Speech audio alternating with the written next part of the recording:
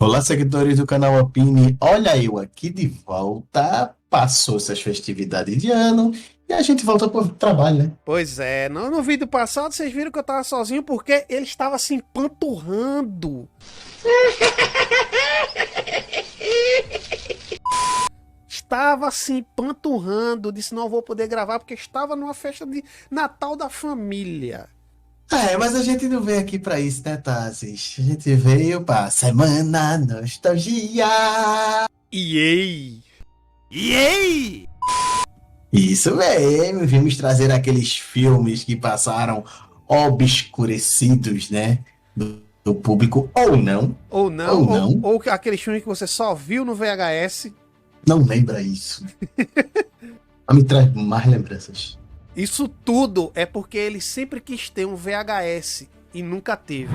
A verdade é essa. Tá bem, mas se você já chegou, já dá um like aí, ajuda bastante o nosso canal. Estamos crescendo, graças a vocês que comentam, que curtem, que se inscrevem, que compartilham nossos vídeos também. Aqui a gente atende muito pedido de inscrito, né, tá? Os inscritos Exato. mandam, a gente faz a análise se é dentro dos padrões do canal. Oi? E às vezes um inscrito fica lá, cadê aquela minha sugestão? Cadê a minha sugestão? Gente, às vezes são tantas que a gente tem que ir organizando no nosso cronograma, tá? Para poder caber as sugestões e pedidos da galera nos comentários. Por isso que é essencial você curtir. Se você não for inscrito, se inscrever, porque a gente não deixa de fazer Semana Nostalgia. Não deixamos. E comentar se você assistiu a obra ou tem curiosidade, ou uau, vocês tiraram isso do fundo do poço, como esse daqui que a gente vai falar. Esse é fundo do poço mesmo. Esse é. Eu não me lembrava direito, velho. Mas, recado dado, né? Puxa essa vinheta.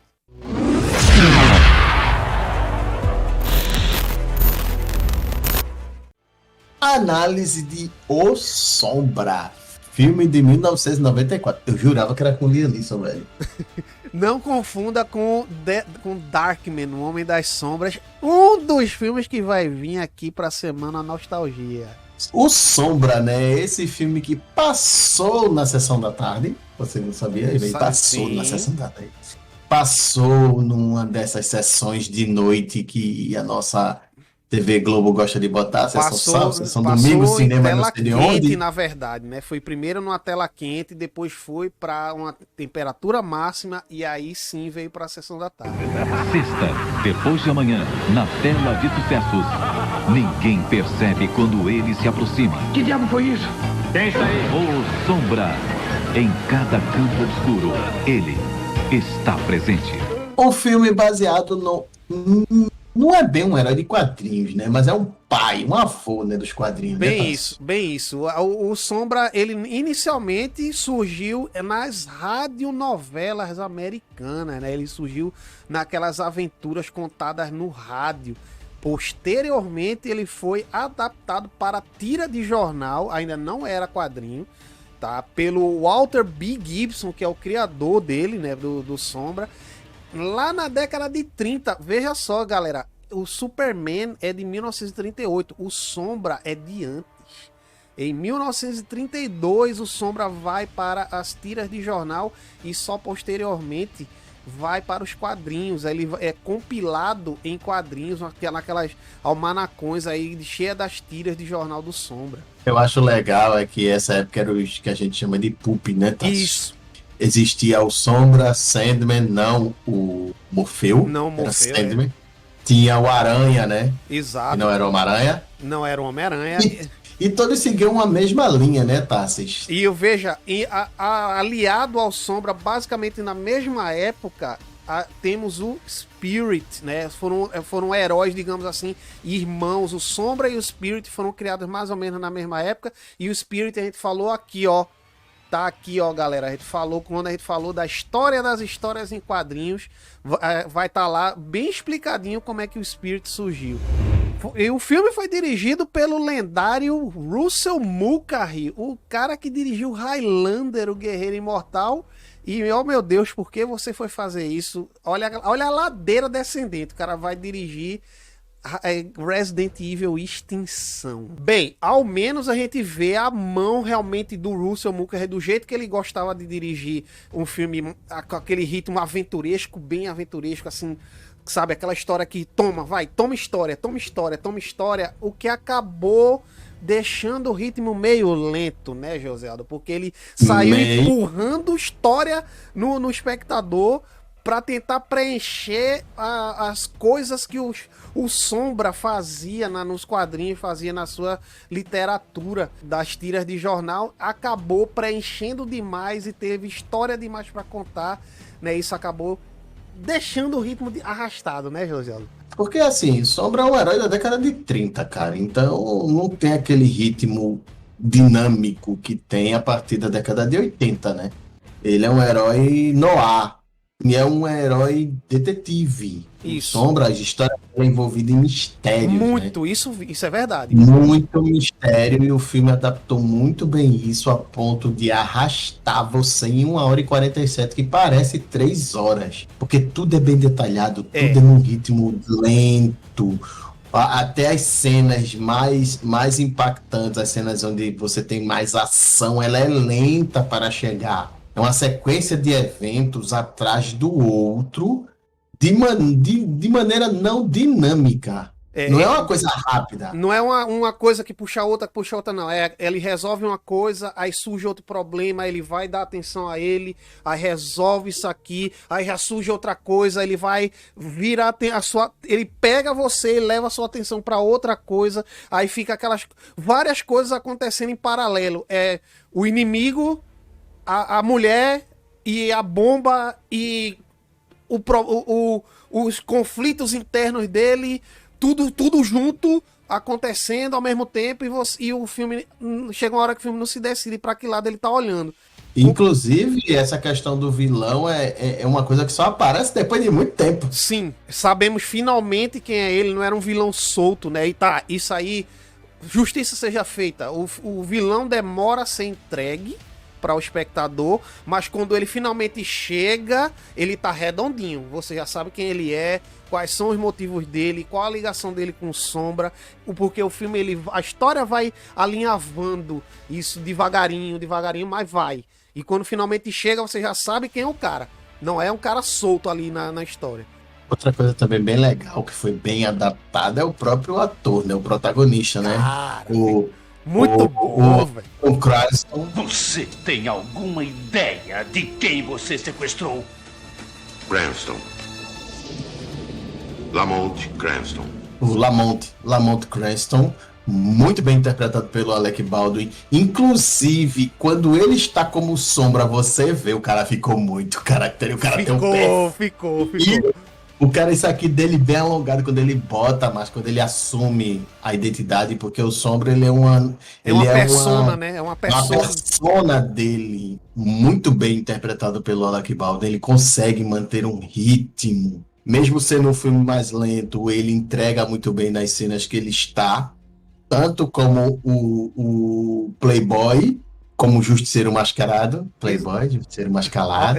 Playboy, sim, isso é de propósito, porque para você que não sabe, quando o Bob Kane criou o Batman, ele se inspirou no Sombra. Veja, lembra que eu falei lá atrás, o Sombra vem antes do Batman.